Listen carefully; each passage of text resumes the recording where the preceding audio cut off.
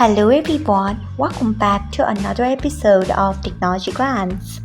Today in this video, I'm going to guide you through how you can add a bio on Instagram. So let's get started. Firstly, open Instagram app in your device. Then tap on your profile icon. Next, tap on edit profile.